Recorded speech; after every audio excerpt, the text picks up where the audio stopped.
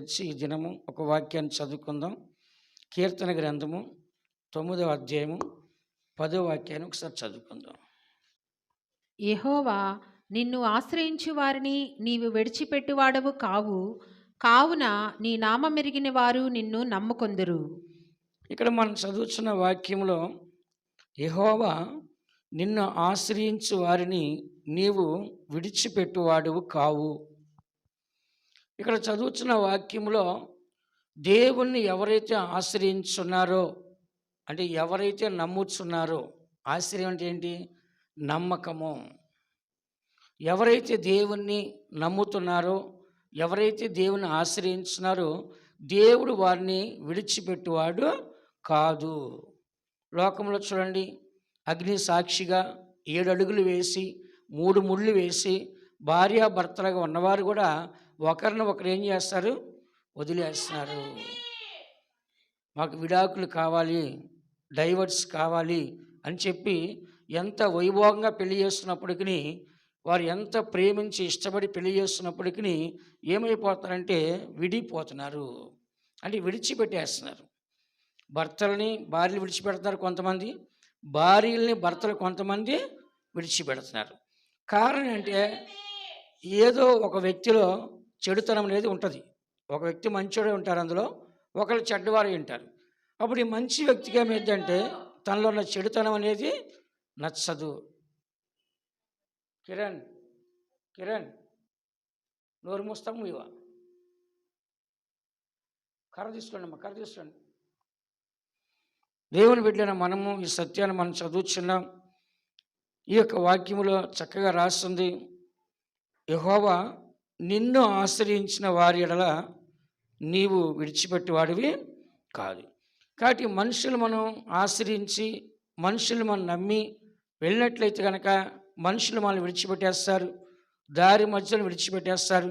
కానీ దేవుడు మాత్రం మనల్ని విడవడు. ఎందుకని? నన్ను నమ్మారు, నన్ను నమ్మిన వారిని నేను మోసం చేయలేను, నన్ను నమ్మిన వారిని నేను విడిచిపెట్టలేను. వాళ్ళు తప్పు చేస్తాడు, వాళ్ళు ఏం చేస్తాను? క్షమిస్తాను, అవసరమైతే శిక్షిస్తాను. కానీ వాళ్ళు మాత్రం ఏం చేయను? విడిచిపెట్టను. మనుషులైతే వదిలేస్తారు. నీ క్యారెక్టర్ నాకు నచ్చలేదు, నీ అలవాట్లు నాకు నచ్చలేదు, నీ పద్ధతులు నాకు నచ్చలేదు, కాబట్టి నాకు అవసరం లేదు అంటారు. కానీ మనం అనుకుంటే, నన్ను తీసుకుంటేనే నా మాటల్లో, నా ఆలోచనలో కొన్ని నాలోనే ఎన్నో తప్పులు కనబడుతుంటాయి. అప్పుడు నేను దేవుని దగ్గర ఎప్పుడు రోజు సరి చేసుకుంటూ ఉంటా. ప్రతిరోజు కూడా ప్రార్థన చేసినప్పుడు అడుగుతాను, ప్రభా ప్రతిరోజు మిమ్మల్ని సిలివేస్తాను, ప్రతిరోజు మిమ్మల్ని బాధపరుస్తాను ప్రభా, ప్రతిసారి నాలో తప్పులు చేస్తూ మిమ్మల్ని క్షమించమని ప్రతిసారి మిమ్మల్ని విసిగిస్తాను ప్రభా, ప్రతిసారి మిమ్మల్ని రోజు కూడా నన్ను కడిగే విధంగా మీకు పని పెడుతున్నాను ప్రభా అని నేను ప్రార్థన చేసుకుంటాను. కాబట్టి దేవుని బిడ్డైన మనము ఎన్నో తప్పులు చేసేటప్పటికి దేవుడు వదిలేస్తున్నాడా? చెప్పండి, వదిలేస్తాడా? కాబట్టి దేవుని బిడ్డైన మనము ఈ వాక్యాన్ని మనం చదువుతున్నాము. నువ్వు కరెక్ట్గా దేవుణ్ణి ఆశ్రయించి చూడండి, దేవుడు ఎన్నడూ మనం విడిచిపెట్టేవాడు కాదు. బైబిల్ ఏమంటుంది? నా యొద్దకు వచ్చే వారిని నేను ఎంత మాత్రమో తోసేయను. నువ్వు కష్టంలో వచ్చినా, వ్యాధితో వచ్చినా, పాపంతో వచ్చినా, సాతాను పట్టి వచ్చినా, నువ్వు ఒక చెడుగా నువ్వు నా దగ్గరికి వచ్చేటప్పటికి నేను నిన్ను శుద్ధి చేసి పరిశుద్ధపరిచి నా దగ్గర చేర్చుకుంటాను. ఒక కుష్ఠరోగి అడిగాడు, ప్రభువా నీకు ఇష్టమైతే నన్ను శుద్ధించేయి. కుష్ఠరోగిని ఎవడు ఇష్టపడ్డావు? వాడిని ఊరు బయట పెడతారు. కానీ కుష్ఠరోగి అడుగుతున్నాడు, ప్రభా నీకు ఇష్టమైతే నన్ను శుద్ధించేయి. కానీ యేసుప్రభు వెంటనే అతని పైకి లేపి కౌగులించుకొని నాకు ఇష్టమే, శుద్ధుడు కమ్ము అన్నాడు. వెంటనే ఏమైపోయింది ఆయనకి? చాలామందికి తెలియక యేసుప్రభు దేవుడు కాదంటున్నారు. యేసుప్రభు కుష్ఠరోగి ప్రార్థన చేసినప్పుడు కౌగులించుకుంటే స్వస్థత వచ్చింది. శుద్ధుడు కమ్ము ఎవరి నామది? ఆయన్ని చెప్తున్నప్పుడు ఇంకా ఆయన నామే కదా. ఒకటి యేసునామలో దెయ్యాలు వెళ్ళగొట్టడం మేము విన్నాము. ఎవరి నామది? యేసునామే కదా. చిన్నవాడా లెమ్ము అని నీతో చెప్పుచున్నాను అంటే ఎవరు? యేసే కదా. ఇలాగ తెలియని వారు రకరకాల విభజించి మాట్లాడుతున్నారు. కాబట్టి దేవుణ్ణి ఎవరైతే ఆశ్రయిస్తున్నారో వారిని దేవుడు విడిచిపెట్టేవాడు కానే కాదు. మనము దేవుని విడిచిపెడతామేమో కానీ దేవుడు మనల్ని విడిచిపెడతాడా? విడిచిపెట్టు. మనం మంచిగా జీవిస్తాము. ఒక సందర్భంలో ఒక చెడు ఉద్దేశంతో ఒక పాపం చేయడాకో, ఒక దురాశ కలుగో, లేకుంటే ఒక ఆశ కలిగో, ఇచ్చ కలిగో, వాంఛ కలిగో, ఒక దొంగతనం చేయడాకో, మోసం చేయడాకో, అబద్ధం చేయడాకో, కొడతానికో, తిడతాకో, ఏదో దురుద్దేశం వెళ్తాం. మనము దేవుని వదిలేసి వెళ్తాం, కానీ దేవుడు మనల్ని వదిలేసి వెళ్ళాడు. కాబట్టి మరలా మనం తప్పు తెలుసుకొని మరలా యేసయ్యా నేను వెళ్ళిపోయాను, సైతాన్ని ప్రేరేపించింది, మనుషులు ప్రేరేపించారు, సందర్భం అలా వచ్చేసింది, నేను తప్పు చేశానంటే దేవుడు చేర్చుకుంటాడా, తోసేస్తాడా? చెప్పండి. కానీ మనమైతే మనుషుల్ని చేర్చుకుంటామండి? మనుషుల్ని చేర్చుకుంటామా? నాకు అవసరం లేనే లేదు, ఈ భర్త నాకు వద్దు, ఈ భార్య నాకు వద్దు. ఈ రోజుల్లో తల్లిదండ్రులు కూడా మాకు వద్దు అంటున్నారు. తల్లిదండ్రులు కూడా ఏమన్నారు, మా పిల్లలు మాకు వద్దు, మా పిల్లలు చచ్చిపోయారు అంటున్నారు. ఏంటంటే ఆ మనసు అతకటం లేదు. ఒక తప్పు జరిగినప్పుడు విడిచిపెట్టే సందర్భం వచ్చేస్తుంది. వచ్చేసిన తర్వాత మళ్ళీ వాళ్ళని కలవాలంటే అంత ఈజీయా? కోర్టులో డైవర్స్ కావాలని పెడితే కూడా వెంటనే ఇవ్వరు. ఎన్నో రోజు వాళ్ళని కలిసి ఉండండి అనే విధంగా చెప్పి మాట్లాడి చివరికి ఇస్తారన్నమాట. అంత తొందరగా ఇవ్వరు. కాబట్టి దేవుని బిడ్డలైన మన అందరం కూడా విడిపోవటం మంచిది కాదు. అందుకే బైబిల్ ఏం చెప్తుంది, దేవుడు జతపరిచిన వారిని మనుషులు ఏం చేయకూడదు, వేరు చేయకూడదు. ఏం చేయకూడదంట, దేవుడు జతపరిచిన వారిని మనుషులు ఏం చేయకూడదంట, వేరు చేయకూడదు. బైబిలే చెప్తుంది, దేవుడు జతపరిచిన వారిని మనుషులు ఏం చేయకూడదు, వేరు చేయకూడదు. కాబట్టి దినాల్లో వారి ఇష్టాల కోసం ఎంతోమంది వేరైపోతున్నారు, దూరం అయిపోతున్నారు, వాళ్ళని వదిలేసి మర్చిపోతున్నారు. మరలా కొత్త జీవితాన్ని ఇంకొక పెళ్లి చేసుకొని కొత్త భర్తతో, కొత్త భార్యతో ఇంకొక జీవితాన్ని ఏం చేస్తారు, ప్రారంభిస్తూ ఉన్నారు. కాబట్టి ఇలా చూసినట్లయితే మనుషులైతే అలా చేసేయచ్చు, కానీ దేవుడైతే మాత్రమో మనం ఏ పరిస్థితుల్లో దేవుని విడిచిపెట్టి దూరంగా వెళ్ళినప్పటికీ దేవుడు ఏం చేయంటే మనల్ని విడిచిపెట్టడు. ఏం చేయంట అమ్మ 9వ వాక్యం చదువు పైన. నలిగిన వారికి తాను మహాదుర్గమగును, ఆపత్కాలములలో వారికి మహాదుర్గమగును. నలిగిన వారు జీవితంలో నలిగిపోయారు, దెబ్బతిన్నారు, కృంగిపోయారు, గాయపడ్డారు, నష్టపోయారు, మోసపోయారు, కోల్పోయారు. జీవితంలో ఏదో సందర్భం వచ్చింది, ఏదో పోయింది. అయితే దేవుడు వదిలేస్తున్నాడా? చెప్పండి. నలిగిన వారికి మహాదుర్గంగా ఉంటున్నాడు. నలిగిన వారికి కదా మనం ఆశ్రయంగా, దుర్గంగా ఉండాలి. దేవుడు ఎవరికి ఉంటున్నాడు? ఇప్పుడు మనం చూడండి, నలిగిన వారంటే ఒక మాట తీసుకుందాం, చితికిపోయారు అంటారు. ఏమంటారంట? చితికిపోయారు అంటారు. అంటే ఏంటి? ఒకప్పుడు బాగా బతికారు, ఇప్పుడు ఏమైపోయారు? చితికిపోయారు. వాళ్ళ ఇంటికి ఎవరిని వెళ్తారా? వాళ్ళని ఎవరైనా చూస్తారా? చెప్పండి. వాళ్ళ ఇంటికి ఎవరైనా వెళ్తారా? వాళ్ళని చూస్తారా? వాళ్ళకి ఫోన్ చేస్తారా? ఏదైనా సాయం చేస్తారా? చేయరు. ఎందుకని? నలిగిపోయారు. ఇప్పుడు వాళ్ళ దగ్గర ఏం లేదు. వాళ్ళ దగ్గరికి వెళ్తే మనం వాళ్ళకి ఏదో ఇవ్వాల్సి వస్తుంది. కాబట్టి మనం వెళ్ళకుండా ఉంటే మంచిది, మాట్లాడకుండా ఉంటే మంచిది. వాళ్ళు నలిగిపోయారు, చితికిపోయారు.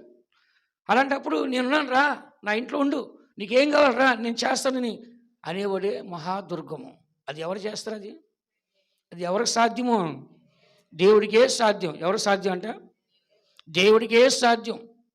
మహాదుర్గంగా ఉంటాడు. మనుషులైతే వాడికి ఉద్యోగం పోయింది, వాడి డబ్బు పోయింది, వాడికి ఇల్లు పోయింది, వాడికి ఆస్తి అంతా పోయింది, ఇప్పుడు ఏమి లేని దిక్కులేని వాడిగా నలిగిపోయాడు, చితికిపోయాడు. కాబట్టి ఇప్పుడు వాడి దగ్గరికి వెళ్ళటం మనకు మంచిది కాదు. వాడి వల్ల ఎలాంటి ప్రయోజనం, ఎలాంటి లాభము లేదు. అప్పుడు మన జీవితంలో ఎవరైనా మన దగ్గరికి వస్తారండి? వస్తారా చెప్పండి?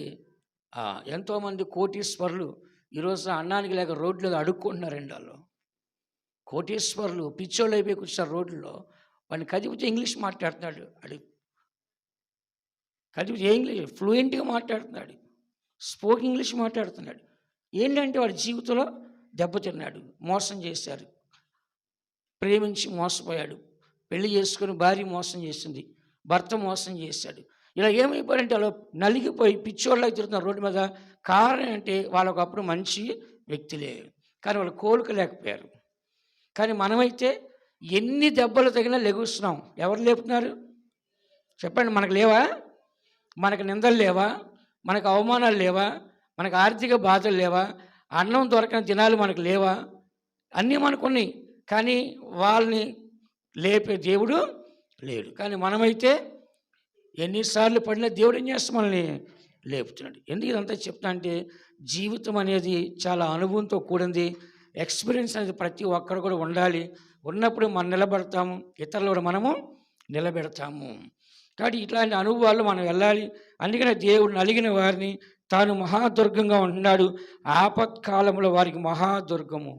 ఆపద వచ్చింది, అర్జెంటుగా 10,000 కావాలండి అంటే, అయ్యో నేనే అప్పులైపోయినాను, నా దగ్గర ఒక్క రూపాయి కూడా లేదండి అంటారు. ఎవరిని ఆపదలో సాయం చేస్తారండి? సాయం చేస్తారా? చెప్పండి. కాబట్టి ఆపదలో సహాయము చేయరు. కాబట్టి దేవుని బిడ్డ మనము ఆపద వచ్చి పరిగెత్తుకొని, ప్రభా నాకు సహాయం చేయి తండ్రి అంటే దేవుడు ఏం చేస్తాడు? ఆ సమయాన్ని తప్పకుండా సహాయం చేస్తాడు. కాబట్టి కష్టకాలంలో పొందుకునే సహాయం అది. మా అక్క ఉంది, మీ అందరికి తెలుసు. ఆమె నెలలో 2 సార్లు అట్లా విజయవాడకి వెళ్తూ నెల్లూరుకు వస్తూ ఉంటుంది ఇక్కడికి. మీరు నమ్మండి, ఏ సీజన్లో అయినా సరే ఒక్కనాడు రిజర్వేషన్ చేసుకోదాము. విశ్వాసం తెలిపోద్ది. అసలు రిజర్వేషనే 100లో వెయిటింగ్లో ఉంటాయి, టికెట్ దొరకదు. ఆమె ఒకటే అంటది, దేవుడు నాడు నువ్వు ఉన్నావు అంటది ఆమె. వెళ్ళిపోద్ది. నిజంగా చెప్తున్నాను మీకు, మీరెవరు ప్రయాణం చేయలేరు. అదేంటో ఆమె వెళ్ళగానే సీట్ దొరికిద్ది, కూర్చోండి, వెళ్ళాను కూర్చోని చెప్తుంది ఆమె. నేను ఎన్నిసార్లు రిజర్వేషన్ చేస్తానంటే నాకు అవసరం అంటది. పండగ టైం నాకు అవసరం అంటది ఆమె. ఒక నమ్మకం ఏముంటుంది చెప్పండి, ఏంటది? దేవుడున్నాడు, నువ్వు ప్రార్థన చేస్తుందా, ప్రార్థన చేసి వెళ్తావు నాతో, చక్కగా వెళ్ళిపోద్ది ఆమె. ఎందుకు చెప్తా అంటే, కొంతమందికి ఏంటంటే దేవుడు ఉన్నాడనే ఒక పరిపూర్ణమైన నమ్మకము. నమ్ముట నీ వల్ల అయితే నమ్మవారికి సమస్తము సాధ్యమే. కాబట్టి ఇక్కడ చదువుతున్నాము, మనుషులందరూ మనల్ని ఆదుకునేది ఎప్పుడండి? అన్నీ ఉన్నప్పుడు. ఎప్పుడంట? అన్నీ ఉన్నప్పుడు. నేనున్నా కదా, నీకు ఎంత కావాలి అంటారు. అది దగ్గర ఏమి లేనప్పుడు నేనున్నా కదా, నీకు ఎంత కావాలంటారా? మీకు బాగా అర్థమవుతుంది. నేను చెప్పేదంతా ప్రాక్టికల్ లైఫ్లో ఉండేది. మనకి ఏం లేనప్పుడు ఎవరిని వస్తారా? నేను కూడా బాగా ఉన్నప్పుడు, అక్కడ సేవలో ఉన్నప్పుడు రోజుకి 200-300 ఫోన్లు మాట్లాడేవాడిని. నేను రోజుకి 100 మంది నా దగ్గరికి వచ్చేవాడిని కలవడానికి. కొంతమంది డబ్బులు ఇవ్వటానికి వచ్చేవాళ్ళు, కొంతమంది డబ్బులు తీసుకోవడానికి వచ్చేవాళ్ళు. మనం పక్కకు వచ్చేసిన తర్వాత ఎవరు మనకు ఫోన్ చేయలేదు, ఎవరు మనతో మాట్లాడలేదు. ఆయన దగ్గర ఏం లేదు, ఆయన దగ్గరికి వెళ్ళినా ఏం ప్రయోజనం లేదు. ఎవరు రాళ్ళ దగ్గరికి, ఎవరు మాట్లాడలేదు. ఎటు చూసా ఎడారే కనబడుతుంది నాకు. కానీ అధైర్యపడ్డా. ఎవరు నమ్మా నేను?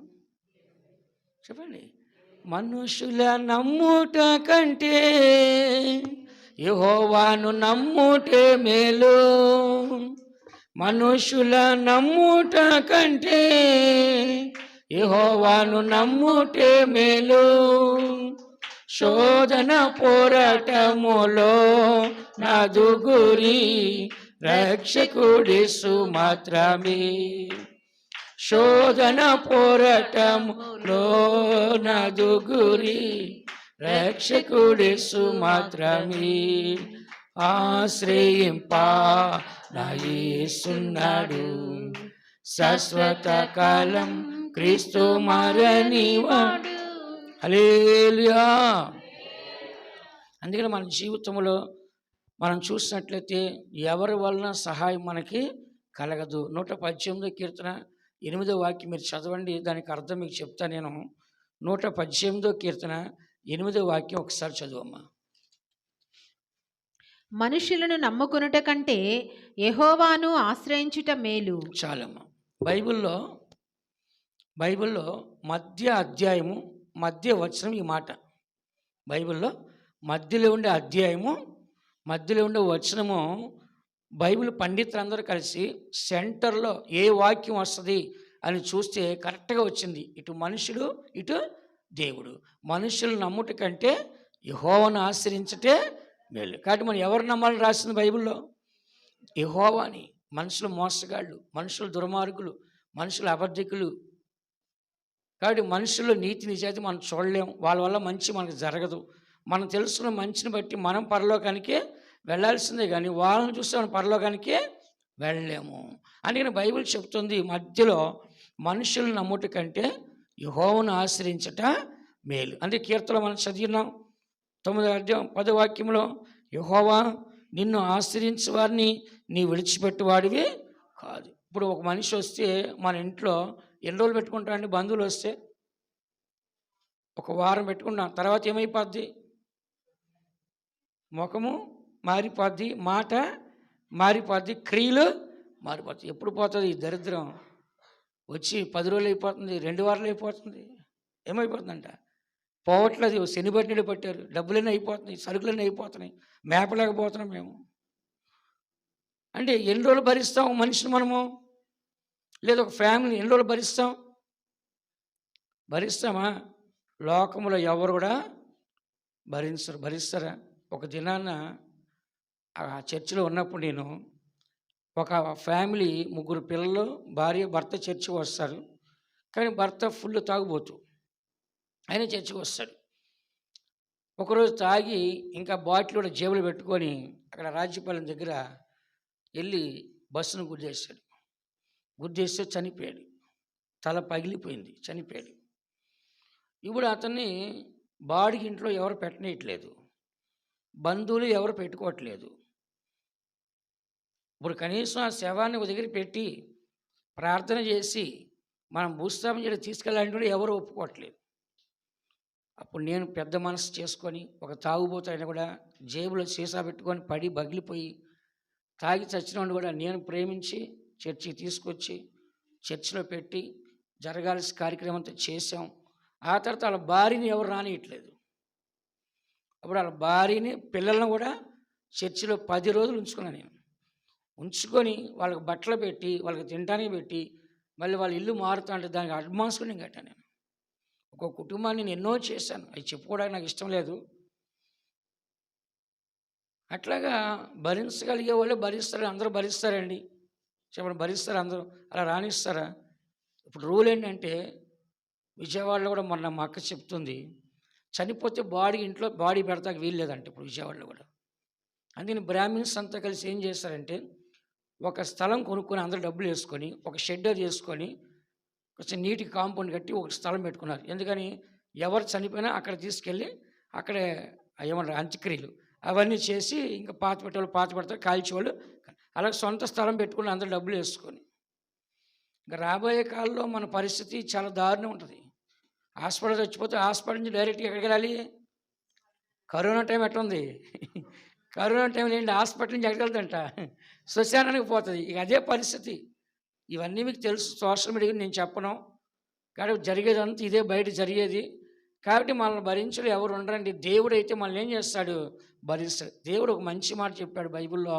ఏం చెప్పాడు తెలుసా? యెహోవా భక్తుల మరణము ఆయన దృష్టికి సచ్చినా కూడా మనం దేవుని విలువైన వాళ్ళంట. ఎవరంట? బతికుంటేనే కాదు, చనిపోయిన వాడు కూడా దేవునికి విలువైన వాడు. దేవుడి కంటే గొప్ప ప్రేమగాళ్ళు ఎవరైనా ఉన్నారండి?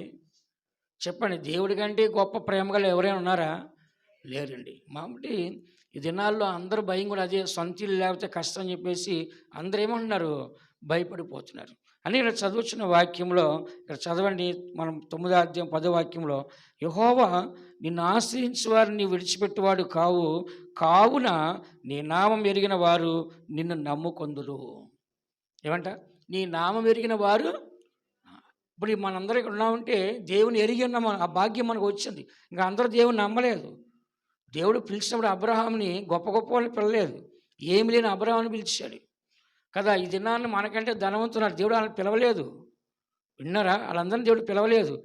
మనము దేవుని తెలిసిన భాగ్యాన్ని మనకి ఇచ్చాడు. దేవుని ఎరిగి ఉన్నాం, మనం మారు మనసు పొందిన్నాం, పాపక్షేమం పొందినాం, బాప్తిస్మం పొందిన్నాం, పరిశుద్ధపరచబడి పరిశుద్ధాది అభిషేకం చేత మనం నింపబడి ఉన్నాం. ఈ దినాన్ని భక్తితో, విశ్వాసంతో, వైరాగ్యం మనం జీవిస్తున్నాం. కానీ ధన్యత అందరికీ లేదు. కాబట్టి మనం ఎవరిని నమ్మాలి? దేవుని నమ్మిన వారిని ఏం చేయడైనా విడిచిపెట్టేవాడు కాదు. కాబట్టి ప్రతి మనిషి యొక్క జీవితంలో దేవుని యొక్క వాక్యాన్ని మనం చదువుచున్నాం, దేవుని యొక్క సత్యాన్ని మనం చదువుచున్నాం. ప్రతి మనిషి కూడా మన జీవితాల్లో ఆశ్రయించాల్సిన ఎవరినంటే దేవుణ్ణి.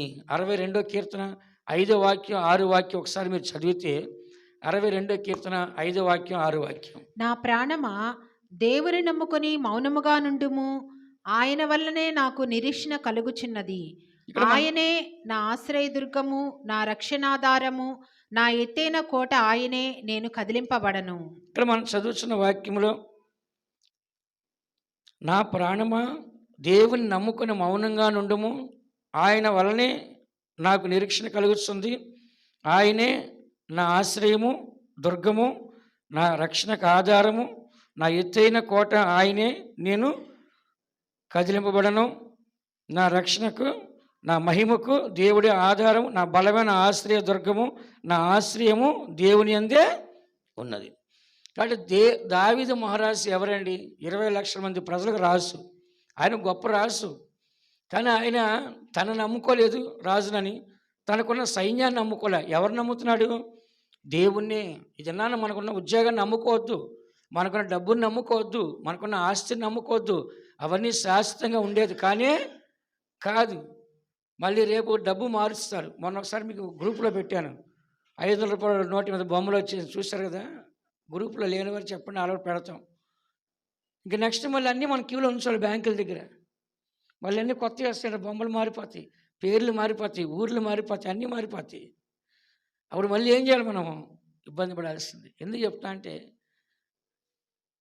దేవుడిని మనం నమ్ముకుంటే కనుక దేవుడు మన జీవితంలో కొత్త కొత్త మార్పులు, కండిషన్స్ పెట్టి మనల్ని ఇబ్బంది పెట్టడండి. మనుషులైతే అధికారం తీసుకొని రకరకాలుగా ఇబ్బంది పెడతారు, కానీ దేవుడు అలా ఇబ్బంది పెట్టడు. అందుకని నా ప్రాణమా, దేవుని నమ్ముకుని మౌనంగా ఉండిపో, సైలెంట్గా. ఆయన చూసుకుంటాడు. అవునైనా దేవుని నమ్మి ఏం చేయాలంట? నువ్వు సైలెంట్గా ఉండు, దేవుడే చూసుకుంటాడు. మనం దేవుని నమ్మేస్తాము, దేవుడు మన జీవితాన్ని చక్కగా కాపాడుతాడు. మనుషులు మనల్ని కాపాడరు. కట్టుకున్నోడే కడ తీర్చాడంట. ఏమంట? కట్టుకున్నాడు ఏం చేస్తాడంట? కట్టుకున్నాడు నమ్మారు, కట్నం ఇచ్చారు, పంపించారు. వాడు వెనకాల వాడు చూసి ఏం చేశాడు? చంపేశాడు.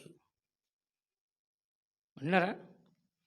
కాబట్టి దినాన్ని ఏమైపోతుందంటే, మనిషి తిరిగి వస్తానికి గ్యారెంటీ లేదు. చాలామంది భార్యలు భర్తలతో గొడవలు వేసుకున్న వాళ్ళు కొంతమంది ఉంటారు. భర్తని మరీ డిమాండ్ ఎక్కువ చేసి వాడు నా మాట వినాల్సిందే అన్నట్టుగా ఉంటారు కొంతమంది. కానీ కొంతమంది భర్తలు అయితే రోజు కొడతారండి, రోజు పనికి వెళ్ళి డబ్బులు తెమ్మంటారు, రోజు మీ ఇంటికి వెళ్ళి అమ్మ ఇంటికి వెళ్ళి డబ్బులు తే అంటారు, లేదా నేను చంపేస్తా అంటారు. వాళ్ళైతే నరకం అనిపిస్తుంటారు రోజు. అంత నరకం మనకు లేదు కదా.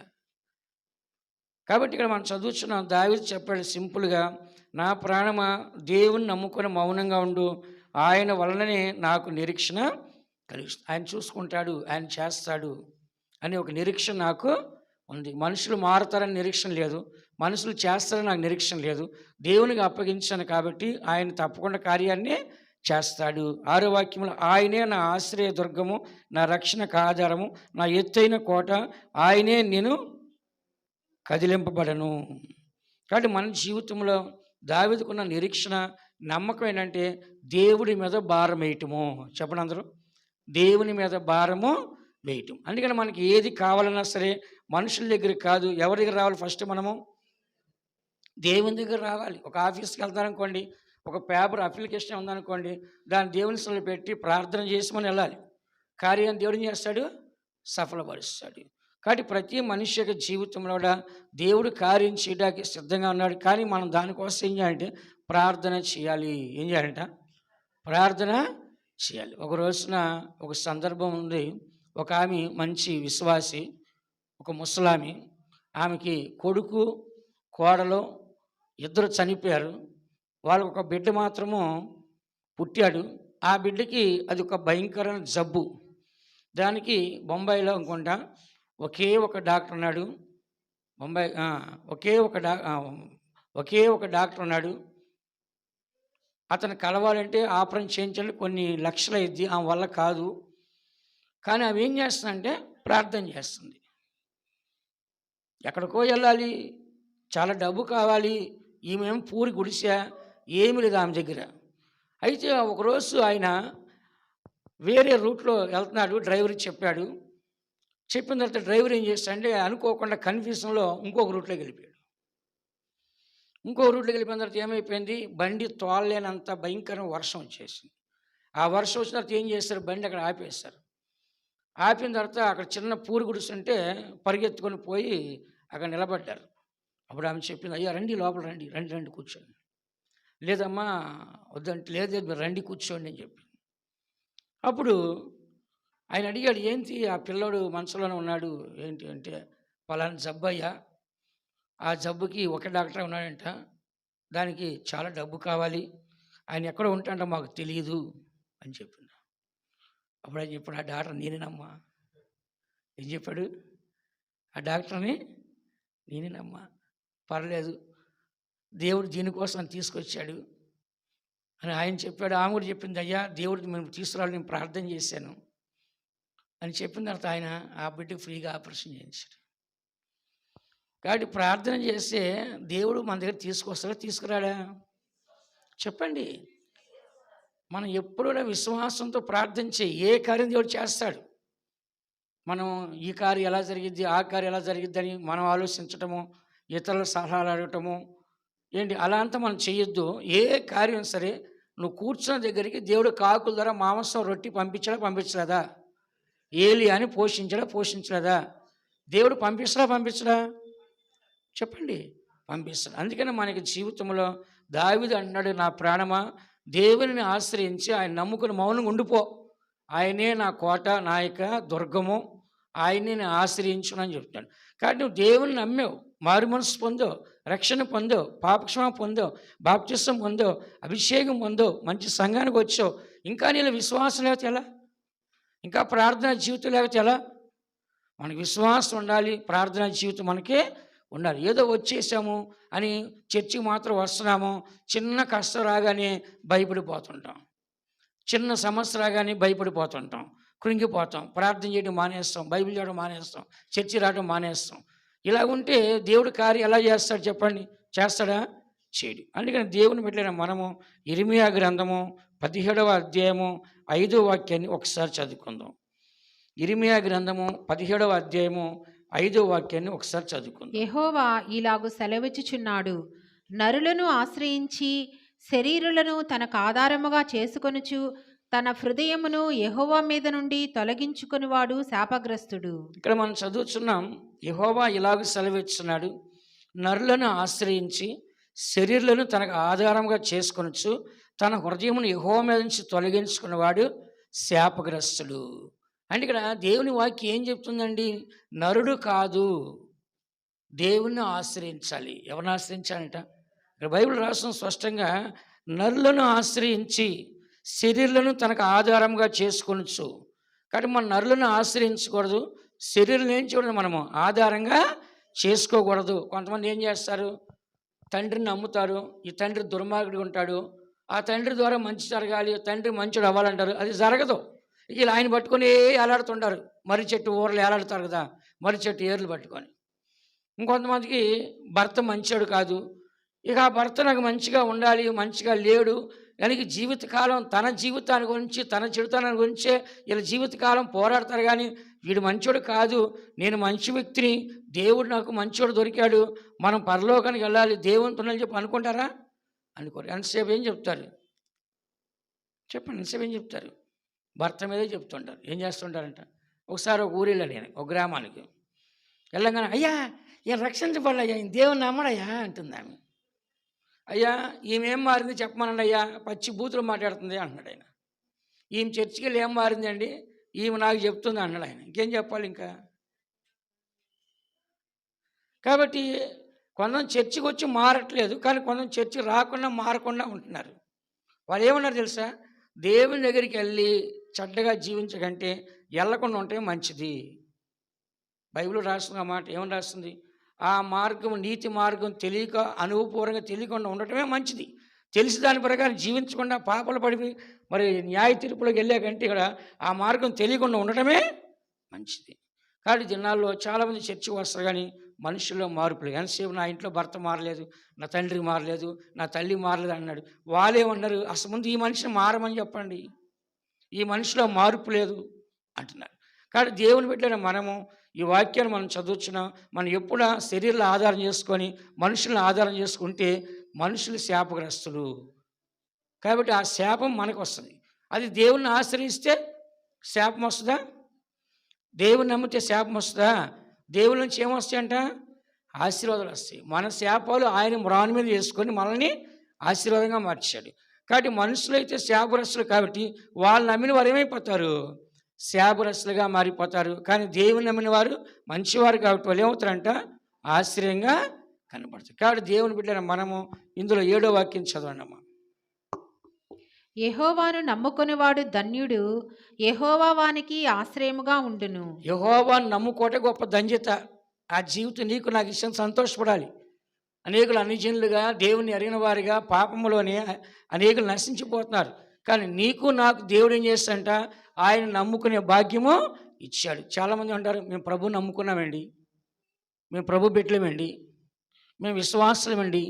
అంటే ఏంటి దాని అర్థము? ఆ దేవుని నమ్ముకునే భాగ్యం మాకు దొరికింది, ఆ దేవుని నమ్ముకునే విశ్వాసం మాకు దొరికింది. కాబట్టి మేము ప్రభు బిడ్డలమండి, ప్రభు మాతో ఉన్నాడండి, మేము ప్రభువుతో నిత్యం ఉన్నామండి, ఆయన పాదాల యొద్ద మేము ఉన్నామండి అని గర్వంగా చెప్పుకుంటారు. కారణం ఏంటి?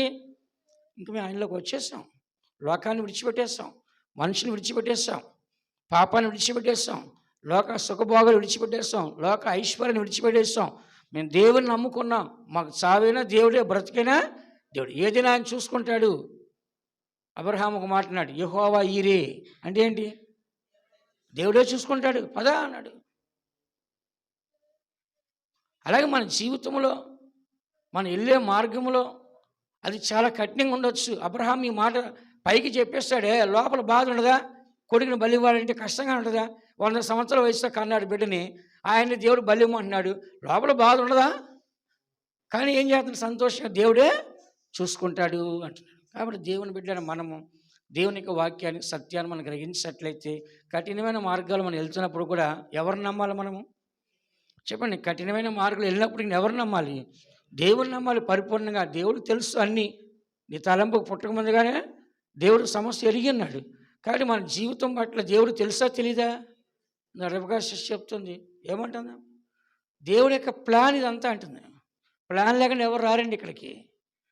దేవుడు అనుమతించకుండా ఎవరు కూడా ఇక్కడ రారు. నేను ఒకటే ప్రార్థన చేస్తాను, ప్రభా నాకు 100 మంది రావాలని నేను ప్రార్థన చేయను.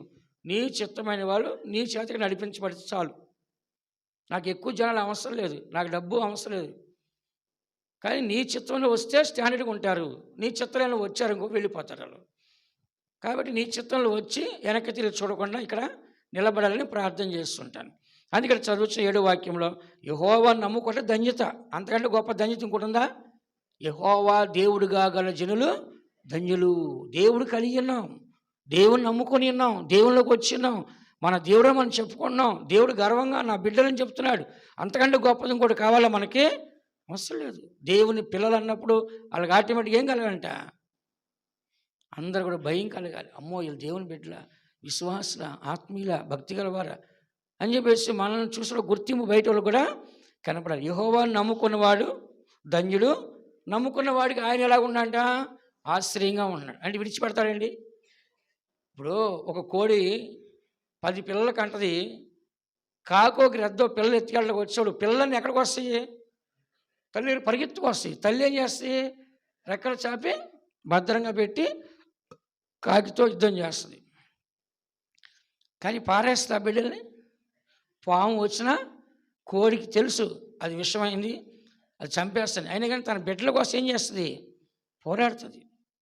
కాబట్టి దేవుని బిడ్డల మనము, నువ్వు దేవుని యొద్దకు వచ్చావు అంటే, ఆయన నువ్వు నమ్మావు అంటే కనుక, నీ జీవితాన్ని ఆయన చేతిలో పెట్టావంటే కనుక దేవుడు నిత్యంగా నీకు ఆశ్రయంగానే ఉంటాడు. పెళ్లి చేసేవాడు ఆడపిల్ల తల్లిదండ్రులు అమ్మాయిని తీసుకెళ్ళి అబ్బాయి చేతిలో పెట్టి, ఇలా 20 సంవత్సరాలు మేము కష్టపడి కానీ పెంచి పెద్ద చేసి ఉన్నాయన, నువ్వు జాగ్రత్తగా చూసుకోనైనా, ఇక నుంచి అన్నీ నువ్వేనాయనా అంటారు. అలాగే అమ్మా అంటాడు. తర్వాత చూపిస్తాడు సినిమా. తర్వాత ఏం చేస్తాడు? సినిమా చూపిస్తాడు. అప్పుడు ఎలా కొట్టాలో, ఎలా తిట్టాలో, ఎలా ఇబ్బంది పెట్టాలో అవన్నీ తర్వాత చేస్తాడు. వీళ్ళేం చేస్తాడు? అయ్యా నీకే అభిషేకం, వాడు చంపేస్తాడో తెలియదు, బతికిస్తాడో తెలియదు వాడు. లేదంటే వాడు పెట్టే టార్చ్కి ఏమేమి ఉరేసుకొని చచ్చిపోద్దో ఇంకేం చేస్తుందో తెలియదు. కానీ వాడిని ఏం చేస్తారు? ఎవడో ముక్కు మొగం తెలియనివాడు, వాడు ఏ ఊరిలో తెలీదు, 20 సంవత్సరాలు బంగారులాగా పెంచి, ఏంటి మన అమ్మాయిని ఏం చేస్తాం? డబ్బు ఇచ్చి బంగారం ఇచ్చి వైభవంగా పెళ్లి చేసి వాడి చేతిలో పెడుతున్నాం. వాడు కషాయోడో మంచోడో తెలియదు. ఈ దినాల్లో ఇప్పుడు జరిగేదేం తెలుసా? 2-3 పెళ్ళి అయిపోయాయి ఆల్రెడీ. ఫస్ట్ పెళ్ళి అని చెప్తున్నారు వాళ్ళు. 2-3 పెళ్ళి అయిపోయాయి ఒకడికి. ఇప్పుడు second hand, third hand, fourth hand దొరుకుతున్నారు ఇప్పుడు అందరూ. పేరుకి ఏమన్నారు? నేను ఫ్రెష్ అండి, నాకు పెళ్ళి అవ్వాలి అంటున్నారు. ఆడికి ఆల్రెడీ 2 పెళ్ళి అయిపోయినాయి. ఇప్పుడు దొరికి అందరూ సెకండ్ హ్యాండ్ మనుషులే. ఇప్పుడు ఆడవాళ్ళు చూసిన అట్లా ఉన్నారు, మగవాళ్ళు చూసిన అట్లా ఉన్నారు. కారణం ఏంటి? పెళ్లి కాకముందు వాళ్ళు ఇష్టపడుతున్నారు, ప్రేమించుకున్నారు, వాళ్ళ ఇష్టానుసారం వాళ్ళు జీవిస్తారు. తీరా పెళ్లి దగ్గరికి వచ్చేసరికి ఏం చేస్తారు? వాళ్ళు రెండో పెళ్ళి, మూడో పెళ్ళి అయిపోయి ఉంటుంది. ఇలా ఎందుకు చెప్తున్నాడు? ఇదంతా కూడా మనుషులు అందరూ మోసం చేస్తారు, మారిపోతున్నారు. కానీ ఒక్కసారి మనం తీసుకెళ్ళి దేవుని చేతిలో పెడితే దేవుడు మనకి ఎలా ఉంటాడంట? ఆశ్రయంగా ఉంటాడు. ఎలా ఉంటాడంట? నా ఆశ్రయము మీరేగా, నే నమ్మిన దేవుడవేగా, నా ఆశ్రయము మీరేగా, నే నమ్మిన దేవుడవేగా, ప్రాణాత్మ శరీరమును మీకే పూర్ణముగా అర్పింతున్, ప్రాణాత్మ శరీరమును మీకే పూర్ణముగా అర్పింతున్. హల్లెలూయా. దేవునికి మనం అప్పగించితే మనల్ని మోసం చేస్తాడా?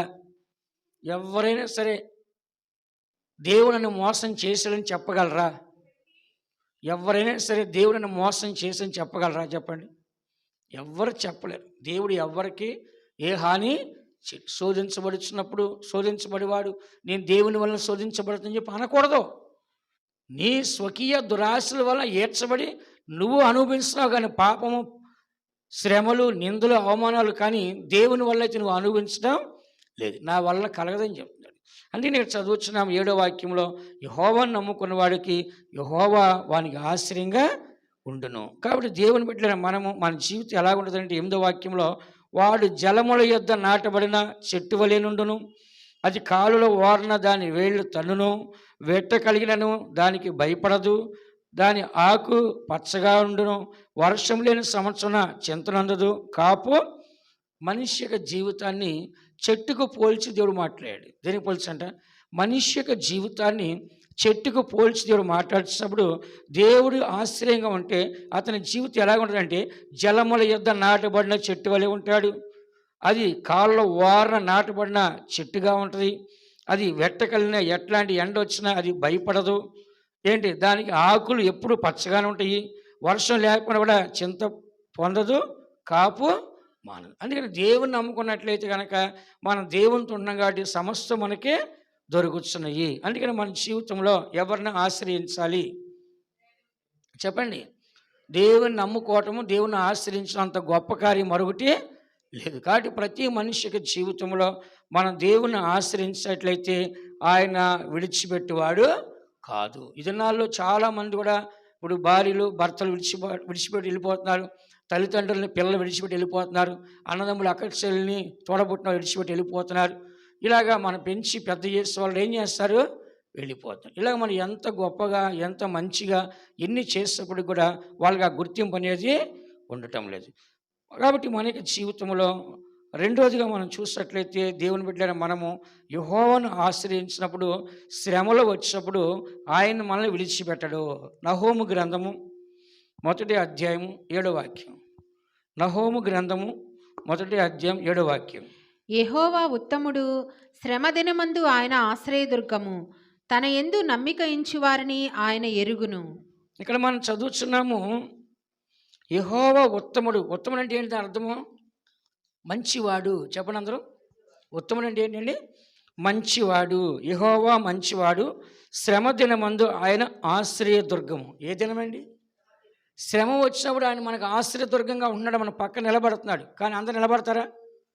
శ్రమ వచ్చినప్పుడు అందరూ మన పక్కన నిలబడతారా? నిలబడరు. కనీసం ఒక అప్పు ఇచ్చేవాడు మనకు ఉద్యోగం ఉండి జీతం వస్తేనే అప్పు ఇస్తాడు. నాకు ఏ ఉద్యోగం లేదు, ఖాళీగా ఉన్నానయ్యా, నాకు డబ్బు కానీ ఇస్తాడా?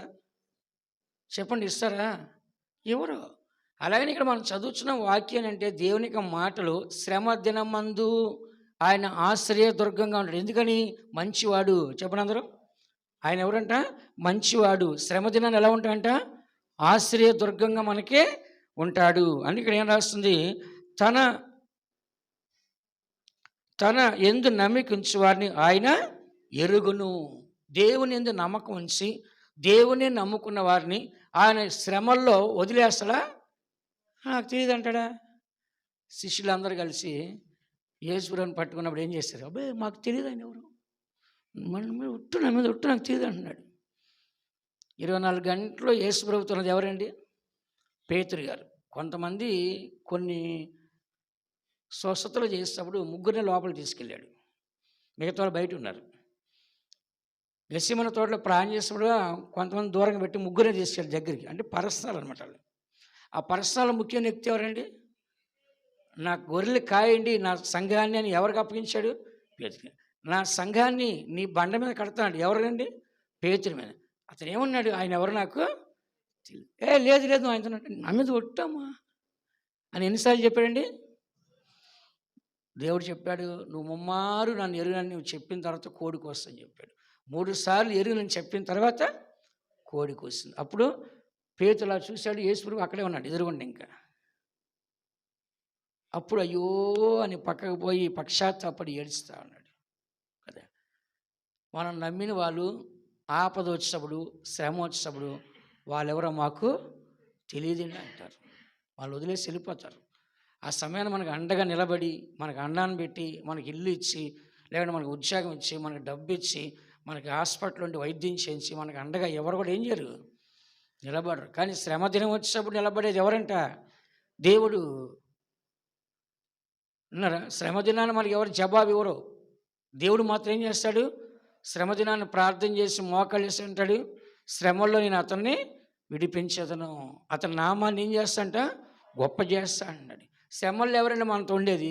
శ్రమల్లో మన గురించి ఎవరైనా గొప్పగా మాట్లాడేది? ఎవరైనా మనల్ని గణపరిచి నిలబెట్టేది? చెప్పండి, ఎవరు నిలబెట్టరు. దావీదుతో అన్నాడు, శ్రమలో అతన్ని తోడై ఉన్నాను, శ్రమల్లోంచి అతన్ని విడిపిస్తాను, అతని నామాన్ని గొప్ప చేస్తాను. కాబట్టి మనం ఎన్ని వాక్యాలు చదువుతున్నాం, వింటున్నాం. కాబట్టి ఇక్కడ దేవుడు చక్కగా ఉత్తముడు, శ్రమ దినమందు ఆయన ఆశ్రయదుర్గము, తన యందు నమ్మికించే వారిని ఎరుగును. మనుషులైతే ఏమంటారు? ఆయన ఎవరో మాకు తెలియదని చెప్పేస్తారు కష్టాలు వచ్చినప్పుడు. కొన్నిసార్లు మనకు అవసరం వచ్చింది, డబ్బు కావాలి, వాళ్ళు అడుగుతారు, ఇచ్చేవాళ్ళు ఎవరైనా షూరిటీ పెట్టండి, మాకు ఎవరైనా తీసుకొచ్చి పెట్టండి అంటారు. అప్పుడు మనం వెళ్ళి, అమ్మా అక్క కొద్దిగా నువ్వు చెప్తాడు డబ్బు ఇస్తాను చెప్పండి, అలా ఉంటారు. నేను పెట్టనమ్మా, నువ్వు కట్టకపోతే నా మీదకి వస్తుంది, నేను పెట్టనని చెప్పేస్తారు. కాబట్టి దేవుని బిడ్డ మనము ఈ సత్యాన్ని చదువుచున్నాం. శ్రమల కాలంలో ఎవరో మనతో ఉండరండి, కానీ దేవుని నమ్మితే మాత్రము నిశ్చయంగా దేవుడు మనతో ఉంటాడు. ఆమోస్ గ్రంథము 5వ అధ్యాయం 4వ వాక్యంలో, మీరు బ్రతకాలి అంటే, శ్రమల్లో నశించిపోకుండా బ్రతకాలి అంటే కనుక నన్ను ఆశ్రయించని అంటున్నాడు దేవుడు. 5:4 ఆమోస్.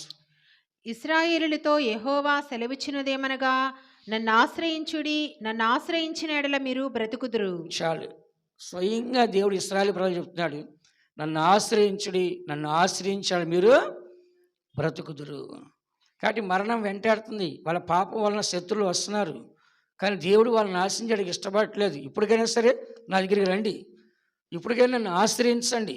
బైబిల్ చెప్తుంది, దేవుని వద్దకు రండి, అప్పుడు ఆయన మీ వద్దకే వచ్చును. దేవుని వైపు తిరగండి, ఆయన మీ వైపు తిరుగును.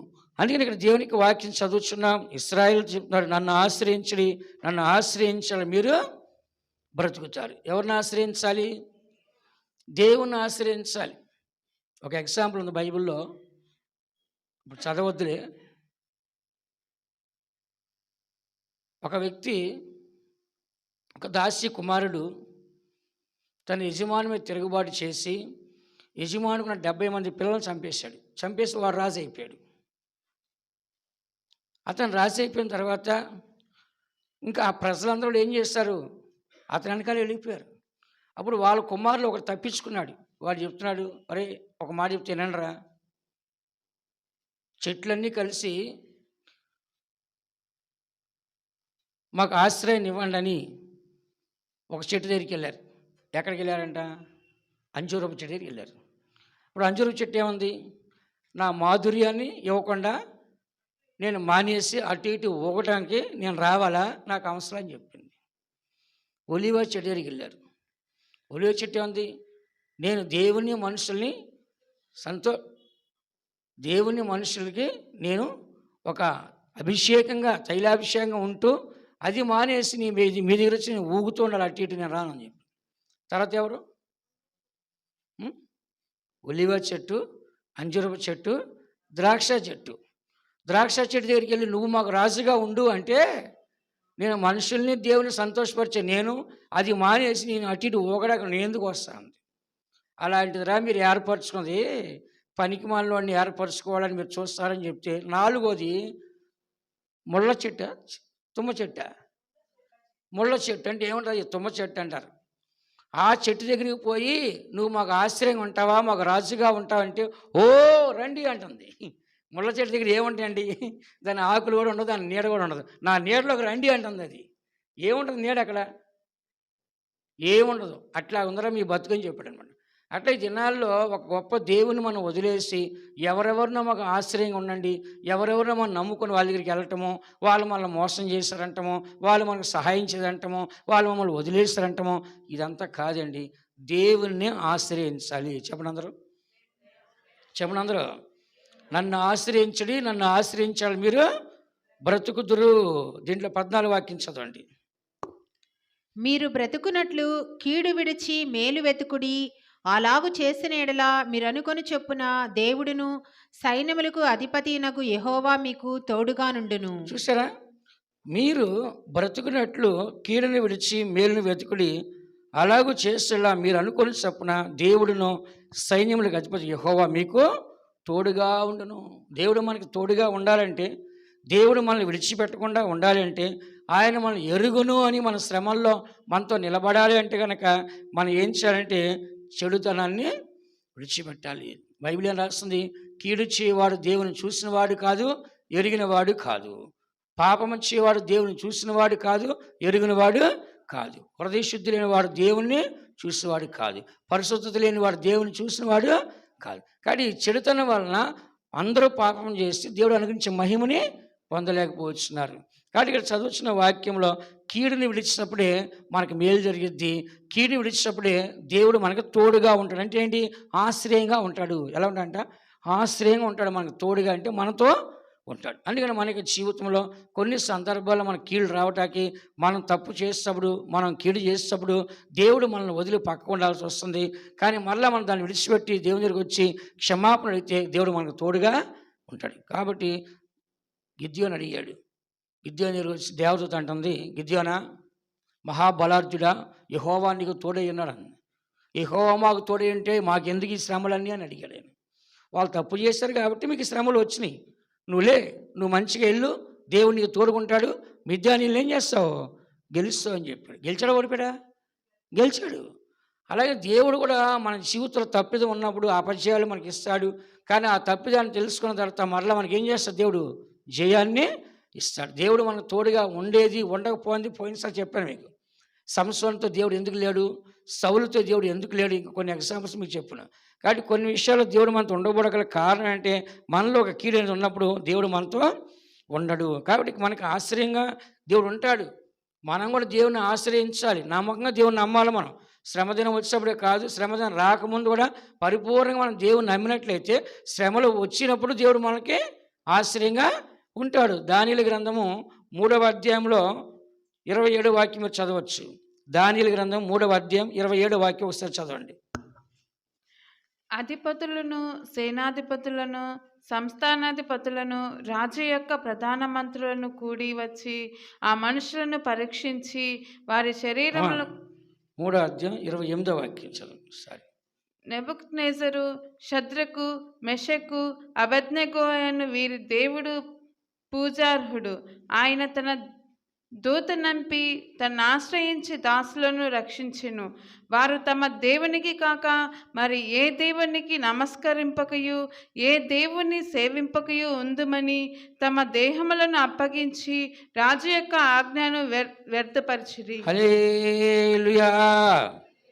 మీ అందరూ తెలుసు, షద్రకు, మేషకు, అబేద్నెగో మేము అగ్నిగుండంలో వేస్తాము, నెబుకద్నెజరు యొక్క బొమ్మను నమస్కారం చేయాలని చెప్పారు. ఎవరు బొమ్మ అంటది? ఎవరు బొమ్మ అంటది? అదే ఆస్కర్ అవార్డు ఇస్తున్నారు ఇప్పుడు మీకు. ఏ అవార్డు అది? ఆస్కర్ అవార్డు ఎవరిది? అది నెబుకద్నెజరు రాసే నంది అవార్డు ఎవరిది? అది ఇశ్రాయేలు ప్రజలు దూరం తయారు చేస్తారు, అదే నంది అవార్డు. తెలియదు మీ అందరికీ? మీకు ఇచ్చే నంది అవార్డు ఎక్కడది? దూరం చేస్తున్నారు, అదే నంది అవార్డు. ఆస్కర్ అవార్డు ఏది? అది నెబుకద్నెజరు యొక్క బొమ్మే, అదే ఆస్కర్ అవార్డు మీకు ఇచ్చేది. తర్వాత ఇప్పుడు నేషనల్ అవార్డు అని, నోబెల్ అవార్డు అని ఇంకా రకరకాలు వచ్చినాయి కొన్ని సందర్భాలను బట్టి. అయితే ఇక్కడ మనం చదువుతున్న 28వ వాక్యంలో శద్రకు మేషకు అబేద్నెగోను వీరు దేవుడు పూజార్హుడు, ఆయన తన దూతను పంపించి తనను ఆశ్రయించిన దాసులను రక్షించును. వారు తమ దేవుని గాక మరి ఏ దేవునికి నమస్కరింపక ఏ దేవుని సేవింపక ఉందమని తమ దేహములను అప్పగించి దేవుని నమ్మారు. ఆ నమ్మకం పరిపూర్ణం ఉందా లేదా? బైబిల్ రాస్తుంది మరణ పర్యంతర వరకు నమ్మకంగా ఉండాలి. ఎప్పుడుకంట అంటే దాని మరణం వచ్చినా, దాని మీనింగ్ అంటే మరణం వచ్చినా ఏం చేయాలంట? నమ్మకంగా ఉండాలి. చనిపోవడం దేవుని కొరకు చనిపోతా అని. వీళ్ళు ఏమన్నారు తెలుసా? మా దేవుడు రక్షించక శక్తివంతుడు, ఒకవేళ రక్షించకపోయినా సరే నీకు మాత్రమే నమస్కారము చెయ్యమని చెప్పారు. ఏం చెప్పారంట? మా దేవుడు రక్షించక సమర్థుడు, ఒకవేళ రక్షించకపోయినా సరే రాజా నీవు నిలబెట్టిన విగ్రహానికి మాత్రం ఏం చేయమంట? దేవతకి ఏం చేయమంట? పూజింపము. అక్కడ ఒక దేవతను పెట్టాడు, తర్వాత ఆయన బొమ్మను కూడా పెట్టుకున్నాడు. కాబట్టి ఆయన చెప్తున్నారు, మేము మా దేవుని తప్పితే ఎవ్వరికి మేము నమస్కారము చేయమని చెప్పాడు. అప్పుడు 28వ వాక్యంలో నెబుకద్నెజరు రాజు అంటున్నాడు, ఆయన తన దూతను పంపించి తన్ను ఆశ్రయించిన దాసులను రక్షించును. ఆశ్రయించే దేవుడు రక్షించదా? ఎక్కడ రక్షించాడండి? అగ్నిగుండంలో ముగ్గురిని వేసేసారు ఆల్రెడీ. వేసే ముందు అన్న అయ్యా నన్ను వదిలేసండి అయ్యా మేము చిన్న నమస్కారం చేసేస్తామన్నారా? లేదు, వేసుకోండి. ఏమంట? వేసుకోండి. జలముల్లో పడి వెళ్ళినప్పుడు జలములు నిన్ను ముంచివేసి జాలవు, అగ్నిలో పడి దాటినప్పుడు జ్వాలలు నిన్ను కాల్చవు. వాగ్దానం ఉన్నాయి కదా. వాళ్ళు ధైర్యంగా వెళ్ళారు. విషయమేంటి తెలుసా మీకు? వీళ్ళని పట్టుకొని అగ్నిలో వేసిన వాళ్ళు వీళ్ళు కాలిపోయారు. ఎవరో వీళ్ళని పట్టుకెళ్ళిన వాళ్ళు కాలిపోయారు. వాళ్ళు మాత్రం అగ్ని ఎలా ఉందంట? ఏసీలో తిరుగుతూ ఉన్నారు వాళ్ళు. ఎంతమంది? రక్షకుడు వచ్చేసినా రాలేదు అక్కడికి. మా దేవుడు రక్షించకు సమర్థుడు, చేతగానివాడు కాదు. ఒకవేళ ఆయన రక్షించకపోయినా పర్వాలేదు, నీకు మాత్రం నమస్కారము చేయమని. అప్పుడు ఆ రక్షకుడు వచ్చాడా రాదా?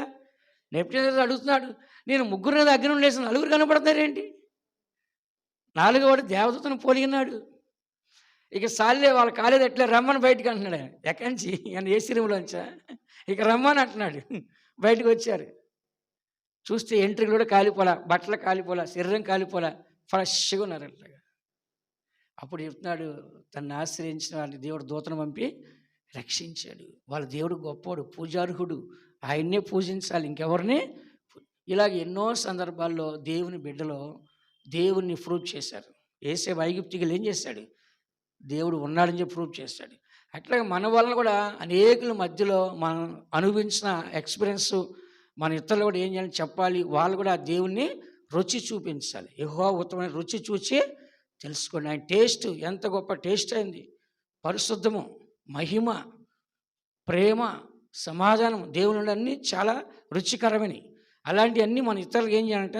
పరిచయము చేయాలి. కాబట్టి దేవుని బిడ్డలారా, మనము దేవుని ఆశ్రయించినప్పుడు ఆపదల్లో మనకు తోడుగా ఉండి సహాయం చేస్తాడా చేయడా? ఎమర్జెన్సీ కేసు అయినప్పుడు ఆయన వస్తాడా రాడా? డాక్టర్ ఉండకపోవచ్చు ఎమర్జెన్సీ కేసు అప్పుడు, కానీ దేవుడు ఏం చేస్తాడంట? ఆల్ టైం ఎనీ టైం ఎట్లా ఉంటాడా? రెడీగా ఉంటాడన్నమాట. ఒక సెకండ్లో వచ్చేస్తారు. అసలు రాడా? దానియేలుని ఏం చేస్తారు? సింహాల బోన్లు వేశారు. ఏమైందంట? దేవుడు తన దూతలు పంపించి నోరులన్నీ పంపించేశాడు.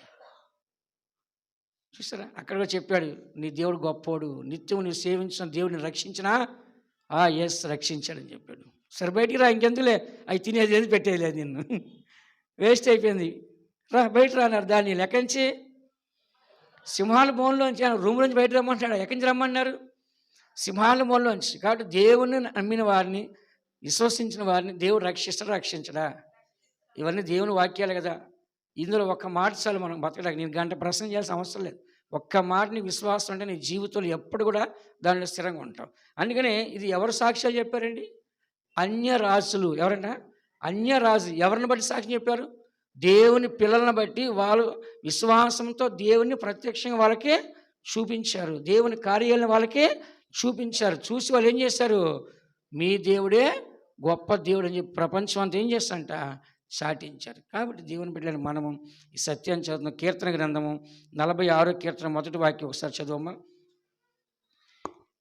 దేవుడు మనకు ఆశ్రయమును దుర్గమునై ఉన్నాడు. ఆపత్కాలములో ఆయన నమ్ముకొనదగిన సహాయకుడు. దేవుడు మనకి ఆశ్రయమును దుర్గమునై ఉన్నాడు. ఆపత్కాలంలో నమ్ముకొనదగిన సహాయకుడు. కరెక్ట్గా ఆపత్కాలంలో ఎవరు నమ్ముకోవచ్చురా అంటే ఈయన నమ్ముకోవచ్చు, తప్పక సహాయం చేస్తాడు. ఆపత్కాలం వచ్చినప్పుడు మనకు అందరూ ఏం చేస్తారు? హ్యాండ్ ఇస్తారు. కానీ ఈయనేమంటాడు? రండి రండి, మీకేం కావాలి తీసుకోండి అంటాడు. విన్నారా? రండి, మీకేం కావాలో తీసుకోండి. కాబట్టి మనుషులను నమ్ముకొని వెళ్తాము. వాళ్ళు ఏమంటారు? అయ్యో మా దగ్గర లేదండి, మేము నిన్నే ఒకరికి ఇచ్చేస్తామండి, మీరు ముందు అడుగుంటే బాగుండండి. ఎందుకని? ఇస్తే తిరిగి రావని మోసం చేస్తారు, నష్టపోతాము. కాబట్టి ఏం చేస్తారంటే ఇక్కడ మనం చదువుతున్న వాక్యంలో దేవుడు ఆశ్రయమును దుర్గమైనాడు, ఆపత్కాలంలో నమ్ముకొనదగిన సహాయకుడు. మనుషులైతే మనకు సహాయం చేయవచ్చు, దేవుడు మాత్రం ఏం చేస్తాడు? తప్పకుండా సహాయం చేస్తాడు. 37వ కీర్తన 39వ వాక్యం ఒకసారి చదవమ్మా. 37:39. యెహోవాయే నీతిమంతులకు రక్షణాధారము, బాధ కలుగునప్పుడు ఆయనే వారికి ఆశ్రయదుర్గము. యెహోవాయే నీతిగల రక్షణ దేవుడు. బాధ కలిగినప్పుడు మనకు ఆశ్రయం ఇచ్చేది ఎవరండి? దేవుడు. మనం బాగా దుఃఖంలో ఉంటాము, ప్రార్థన చేసుకుంటే ఏమొస్తుంది? మనకి సంతోషం వస్తుంది. అలానే ప్రార్థన చేసుకుంటాం, చర్చికి వచ్చి అప్పుడు ఏమొస్తుంది? మనకి సంతోషం, ఒక ధైర్యం అనేది మనకు వస్తుంది. ఎందుకని? దేవుని దగ్గరికి వెళ్ళాము, మన దేవుని భారం వేస్తాం, మన సమస్య తీరిపోయింది. మొన్న ఒక పాస్టర్ వచ్చాడు, జనవరి 1 వారు నేను పిలిచాను. పాప ఆయన పేద పాస్టర్, పెద్ద సేవనని నేను పిలిచి ఏదైనా ఇచ్చి పంపిస్తున్నప్పుడు ఆ రోజు పాప ఆయన భార్యకి ఏదో బాగాలేదు, తర్వాత వాళ్ళ భర్త అది వాళ్ళ అమ్మ నాన్న చిత్తూరులో పెట్టేశారు. ఈ అల్లుడు ఏం పట్టించుకోవట్లేదనో ఏమో మొత్తానికి అలిగేసి ఆమెను తీసుకెళ్ళి అక్కడ హాస్పిటల్లో ట్రీట్మెంట్ చేసి మంచిపడ్డాను. ఈయన బాబు ఇక్కడ ఒంటరిగా ఉండిపోయి చాలా దుఃఖపడుతున్నారు. భార్య పంపించంటున్నారు. ఇప్పుడు ఇంకేం చేస్తారు? ఆ రోజు నేను పిలిచిన తర్వాత చర్చికి వచ్చి ఇటు నుంచి చిత్తూరు వెళ్ళిపోవడానికి పెద్ద బ్యాగులు 2 తీసుకొచ్చిన బట్టలని ఇద్దరు వెళ్ళిపోవడానికి. ఆ రోజు నా ప్రసంగిని ఇటు వెళ్తా అని చెప్పి ఇంటికి వెళ్తున్నాడు. ఏందో 2 బ్యాగులు తెచ్చామంటే నేను అక్కడికి వెళ్ళాలని వచ్చాను, దేవుడు నాతో మాట్లాడాడు మీ ద్వారా, కానీ నేను ఇటు వెళ్తాను చెప్పి ఇంటికి వెళ్ళిపోయాడు. దేవుని మందిరం వచ్చినప్పుడు దేవుడు క్రియ చేసి కదా, వాక్యం ద్వారా మాట్లాడాడు కదా. కాబట్టి వాక్యం పెద్ద ప్రసంగాలు మనకు అవసరం అండి. మంచి మాటలు, మన హృదయాన్ని తట్టుకునే మాటలు, ఒక 2 మాటలు దేవుని మాటలు మనకి చాలు కదా. కాబట్టి ఇక్కడ చదువుతున్నాము, దేవుడు మాత్రం మనకి బాధ కలిగినప్పుడు, శ్రమలు కలిగినప్పుడు ఎలా ఉంటాడంట? ఆశ్రయ దుర్గముగా ఉంటాడు. అందుకని మన శ్రమలు వచ్చినప్పుడు ఎవరిని గుర్తు చేసుకోవాలి మనం? చెప్పండి అందరూ. దేవుణ్ణి మాత్రమే గుర్తు చేసుకోవాలి. శ్రమలు వచ్చినప్పుడు ఎవరిని గుర్తు చేసుకోవాలంట? ఇంకో 2 వాక్యాలు చెప్తాను, మీరు త్వరగా చదివితే నేను ముగిస్తాను. మొదటి 2వ దినవృత్తాంతం గ్రంథము 14వ అధ్యాయం 7వ వాక్యం చదవండి. 2వ దినవృత్తాంతంలో 14వ అధ్యాయం 7వ వాక్యం. అతడు యూదా వారికి ఇలాగు ప్రకటన చేసెను, మన దేవుడైన యెహోవాను మనము ఆశ్రయించితిమి, ఆశ్రయించినందున ఆయన మన చుట్టూను నెమ్మది కలుగు చేసి ఉన్నాడు. దేశమందు మనము నిరభ్యంతరముగా తిరగవచ్చును. మనము ఈ పట్టణములను కట్టించి వాటికి ప్రాకారములను. ఇక్కడ ఈ రాజు చెప్తున్నాడు, ఎవరు? ఆశారాజు. ఎవరంట? ఆశారాజు చెప్తున్నాడు. ఏమన్నా అంటే మనము యెహోవాను ఆశ్రయించినందున ఆయన మన చుట్టూ నెమ్మది కలగచేసినాం. దాని అర్థం సమాధానం కలగజేసినాం. ఏం కలగజేస్తంట? దేవుణ్ణి ఎప్పుడైతే మనం ఆశ్రయించున్నామో దేవుడు తనను ఆశ్రయించిన వారికి సమాధానం కలగజేస్తాడు. ఏం కలగజేస్తాడంట? లోకంలో మనకు సమాధానం లేదు. ఎక్కడికి రావాలి మనము? దేవుని సందుకు వస్తే దేవుడు ఏం చేస్తాడు? సమాధానము కలిగిస్తాడు. ఏలి చెప్పాడు, సమాధానం కలదానే పో అన్నాడు ఏలి. ఎవరితో? హన్నాతో. యేసులో చెప్పాడు, రక్తస్రావణ స్త్రీతో, నీ విశ్వాసాన్ని స్వస్థపరచును, సమాధానంగా పో. ఇంకొక ఆమెతో చెప్పాడు, నీ విశ్వాసాన్ని రక్షించును, సమాధానంగా పో, పాపాత్మరాలు చెప్పాడు. కాబట్టి దేవుడు వెళ్ళేటప్పుడు ఏమి ఇస్తాడు? దేవుడు సమాధానము. కాబట్టి మనం సమాధానం లేకుండా దేవుని మందిరానికి వస్తున్నాము, వెళ్ళేటప్పుడు దేవుడు ఏమి ఇస్తాడు మనకి? సమాధానం. మీకు ఏ కష్టం వచ్చినా చర్చి ఎనీ టైం ఓపెన్లో ఉంటుంది, వచ్చి ప్రార్థన చేసుకొని, ఎలాంటి అభ్యంతరం ఇక్కడ లేదు. మీకు నీళ్ళు ఉన్నాయి, బాతులు అన్నీ ఉంటాయి ఇక్కడ. మీకు ఎంత కష్టం వచ్చినా కుటుంబ సమేతంగానే వచ్చి కూర్చొని బాగా కన్నీళ్ళు గార్చి ప్రార్థన చేసుకోండి. దేవుని మందిరానికి వచ్చేటప్పుడు నీకు మనశ్శాంతి. ఇంట్లో ఉంటే అదే సమస్యలు, అదే మనుషులు, అదే పరిస్థితి, వాతావరణం కనబడుద్ది. నీకు ఒక విడుదల కావాలంటే, ఒక మనశ్శాంతి కావాలంటే ఎక్కడ రావాలి? దేవుని మందిరానికి. ఇక్కడ చూడండి, ఇతని ఆశ చాలా మంచి వ్యక్తి. ఇలాంటి వ్యక్తి దేవునికి మంచిగానే జీవించాడు, జనాలు కూడా మంచిగానే నడిపించాడు. తర్వాత ఇతను చెడిపోయాడు. ఏమైపోయాడంట చెప్పండి. 16వ అధ్యాయంకి వచ్చేసరికి ఇతను దేవుణ్ణి వదిలేసి రాజుల యొక్క సహాయాన్ని కోరాడు. 16:2 చదవమా. 16:2. ఆస యెహోవా మందిరమందును రాజనగరునందును ఉన్న బొక్కసములలోని వెండి బంగారములను తీసి దమస్కులో నివాసము చేయు సిరియా రాజుగు బెన్హదదు నొద్దకు దూతల చేత పంపించి. చాలు. ఇక్కడ ఇశ్రాయేలు ప్రజల్లోనే 2 గుంపులు ఉన్నాయి. ఇశ్రాయేలు 10 గోత్రాల ఒక గుంపు, యోధా బెన్యామీను ఒక గుంపు. ఈ 2గా ఉన్నాయి. అయితే ఈ 10 మంది అన్యులుగా మారిపోయినారు. 2 మాత్రం దేవుని బిడ్డలుగా ఉన్నారు. అప్పుడు 2 ఉండే యూదులు ఏమన్నారంటే, బెన్హదదు దగ్గర డబ్బు, వెండి, బంగారం పంపించి అతను మా దగ్గర రాకుండా, అక్కడ రామ కట్టకుండా వాళ్ళు వెళ్ళగొట్టేయి అని చెప్పి డబ్బు ఇచ్చారు. అతను ఎవరిని ఆశ్రయించాడు? మనుషుల్ని. మొదటగా ఎవరిని ఆశ్రయించాడు? దేవుణ్ణి ఆశ్రయించాడు. ప్రజలకు ఏం చెప్పాడు? దేవుణ్ణి ఆశ్రయించి మనకు యుద్ధాలు లేకుండా నెమ్మది సమాధానం ఇస్తామని చెప్పాడు. ఇప్పుడు ఇతను ఎవరిని ఆశ్రయించాడు? మనుషుల్ని ఆశ్రయించాడు. కానీ దేవుడు ఏం చేశాడు? అతన్ని చదవండి, 7వ వాక్యం చదవమా. ఆ కాలమందు దీర్ఘదర్శి అయిన హనాని యూదారాజైన ఆసా యొద్దకు వచ్చి అతనితో ఇలాగు ప్రకటించెను. నీవు నీ దేవుడైన యెహోవాను నమ్ముకొనక సిరియా రాజును నమ్ముకొంటివే. సిరియా రాజు యొక్క సైన్యము నీ వశము నుండి తప్పించుకొని పోయెను. బహు విస్తారమైన రథములను, గుర్రపు రౌతులను గల కూషీయులను, లూబీయులను గొప్ప దండై వచ్చిరి కదా. అయినను నీవు యెహోవాను నమ్ముకొనినందున ఆయన వారిని నీ చేతికి అప్పగించెను. దేవుని నమ్ముకున్నావు, కానీ మరలా ఎవరి దగ్గరికి పోయాడైనా? మనుషుల దగ్గరికి పోయాడు. ఆ తర్వాత అతనికి దేవుని యొక్క సహాయం కోల్పోయాడు. 10వ వాక్యం మనం చదివితే ఆ దీర్ఘదర్శిని ఏం చేశాడంట? కోప్పడి అతన్ని జైల్లో వేసి అరెస్ట్ చేశాడు. ఆ తర్వాత ఆశ ఏం చేశాడంట? కొంతమంది జనాలను కూడా బాధ పెట్టాడు రాస్తుంది. కాబట్టి ప్రారంభంలో తన జీవితం బాగుంది, తర్వాత ఏమైపోయిందంట? చెడిపోయింది. ఈ దినాల్లో దేవుని మంచిగా ఆశ్రయిస్తారు, మంచి ఉద్యోగము, డబ్బు, ఇల్లు, సంపాదన అన్నీ వస్తుంది. ఏం చేస్తాడు? దేవుణ్ణి మర్చిపోతున్నాను. అలా మనం మర్చిపోయి దేవుని వదిలేసి, మాకు ఆ ఎమ్మెల్యే తెలుసు, ఆ ఎంపీ తెలుసు, ఆ కలెక్టర్ తెలుసు, ఆ ఐపీఎస్ తెలుసు అని చెప్పి ఏం చేస్తున్నాం? మనుషుల దగ్గరికి వెళ్ళిపోతున్నారు. తర్వాత అలా ఉండకూడదు. మనం చిన్న స్థాయి నుంచి పెద్ద స్థాయికి వెళ్ళినప్పటికీ ఎప్పుడు కూడా ఎవరి మీద ఆనుకోవాలి? మనము దేవుని మీద ఆనుకోవాలి. ఎవరి మీద అంట? దేవుణ్ణి ఆశ్రయించాలి, దేవుని మీద విశ్వాసం ఉంచాలి, దేవుని మీద నమ్మకాన్ని మనము ఉంచాలి. చివరికి ఒక వాక్యం ముగిస్తాను. 91వ కీర్తన 2వ వాక్యం చదువు. 91వ కీర్తన 2వ వాక్యం. ఆయనే నాకు ఆశ్రయము, నా కోట, నేను నమ్ముకొను నా దేవుడని నేను యెహోవాను గూర్చి చెప్పుచున్నాను. చూసారా? ఆయనే నా ఆశ్రయము, నా కోట, నేను నమ్ముకొను నా దేవుడిని నేను యెహోవాను గురించి చెప్పుచున్నాను. 4వ వాక్యం రాస్తుంది, ఆయన తన రెక్కలతో నిన్ను కప్పును, ఆయన రెక్కల క్రింద నీకు ఆశ్రయము కలుగును, ఆయన సత్యము కేడుమును డాలునై ఉన్నాడు. అందుకని మన జీవితంలో పిల్లలకు కూడా మనం నేర్పించాల్సిందంటే, నాయనా దేవుని నమ్ము, దేవుని విశ్వసించు. అంటే ఇక్కడ మతాన్ని చెప్తుందా బైబిల్? చెప్పండి, మతాన్ని నమ్మని చెప్తుందా? లేదండి. నువ్వు దేవుని నమ్ము, దేవుని నీ కార్యాన్ని సఫలపరుస్తాడు. నీ కార్యాన్ని యెహోవాకు అప్పగించు, ప్రార్థన చెయ్యి, దేవుడి కార్యాన్ని ఏం చేస్తాడు? సఫలపరుస్తాడు. అందరు కండ్లు మూసుకోండి. దేవుని సందుకు వచ్చి మన అందరం కూడా ఈ యొక్క సమయాన్న దేవుడు ఎంత గొప్ప ఆశ్రయాన్ని ఇస్తున్నాడు. మరి ఆ ఆశ్రయము మనల్ని విడిచిపెట్టేది కాదని, రెండో ఆశ్రయము ఆయన మనల్ని ఎరుగునని చెప్తున్నాడు శ్రమల కాలంలో. మూడో ఆశ్రయము ఏమంట? ఆయన నమ్మినందుకు మనకి సమాధానాన్ని కలిగిస్తున్నాడు. ఏం కలిగిస్తాడంట?